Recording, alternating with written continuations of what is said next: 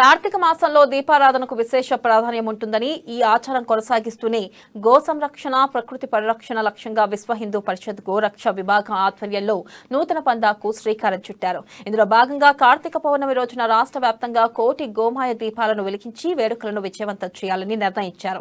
నిర్మల్ జిల్లా కేంద్రంలోని గాయత్రి గోశాల ఆధ్వర్యంలో సుమారు 40 లక్షల గోమాయ దీపాలను తయారు చేసేలా కార్యాచరణ రూపొందించారు.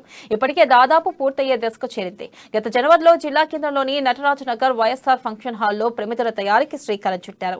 దేవాదాయ శాఖ మంత్రి అల్లుల ఇంద్రకరణ్ రెడ్డి సొంత నియోజకవర్గం కావడంతో కార్యక్రమకు అంకురార్పణ భాగమయ్యారు. ఇక తయారైన ప్రమిదలను కొరియర్ పార్సిల్ సర్వీసుల ద్వారా ఆలయాలకు చేరవేయనున్నారు.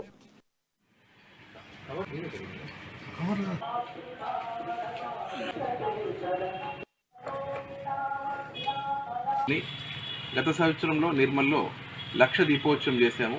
ఈ సంవత్సరం 7 నవంబర్ 2022 కార్తీక సోమవారం రోజున గోమయ ప్రమిదలతో 1 కోటి దీపోత్సవ కార్యక్రమాన్ని నిర్వహించాలని విశ్వ హిందూ పరిషత్ గోరక్ష విభాగం తెలంగాణ వారు ఆదేశించారు. ఆ నిర్ణయం ప్రకారం అన్ని గోశాలల నుంచి తయారు చేసి గోమయ ప్రమిదలతో 1 కోటి దీపోత్సవాన్ని చేస్తున్నాం. తెలంగాణలో ఉన్న అన్ని దేవాలయాల్లో ప్రతి దేవాలయానికి 1000 ప్రమిదలు పంపించి అక్కడ 1 కోటి కాంతులు వెలగాలని విశ్వ హిందూ పరిషత్ తెలంగాణ విభాగం